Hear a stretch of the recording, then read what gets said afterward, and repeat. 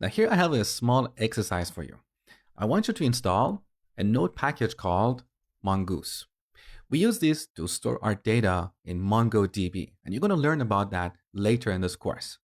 So for now, I want you to pause the video, install this package, and then inspect the package.json file as well as the node modules folder. So go ahead, pause the video, and when you're done, come back and continue watching.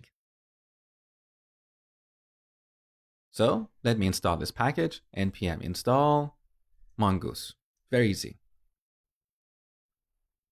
Beautiful. You can see our package.json file is updated. Under dependencies, now we have two dependencies. You can see mongoose, and the version currently is 4.13.6. Now let's take a look at what we have inside of the node modules folder. Look, we have lots of folders here. Where did they come from?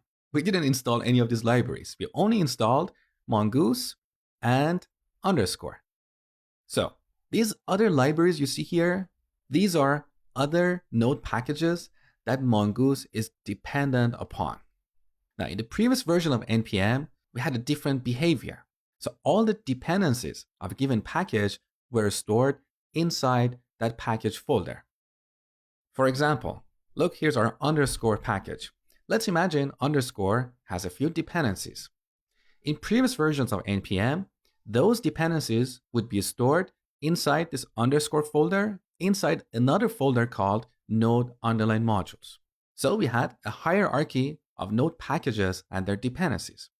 However, this created a mess because we ended up the same package being installed multiple times. And also in some situations, we would end up with a very deeply nested structure. And on Windows specifically, there is a limitation on the number of characters that we can have in a path. So in recent versions of npm, this behavior is changed. And now all dependencies of our application, as well as their dependencies, are stored under our node modules folder. Now there is an exception here. If one of these packages uses a different version of one of these dependencies, then that version would be stored locally with that package. For example, let's imagine in our application we have installed this async module. Let's say the version that we are dependent upon is async version 1.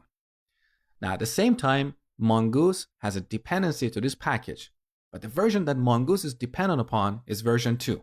So we cannot have the async version 1 and version 2 stored under node modules. In that case, because our application is dependent upon async version 1, that will be stored here. But because mongoose requires async version 2, that will be stored here. So here we would have the node modules folder, and inside of that folder, we would have async version 2.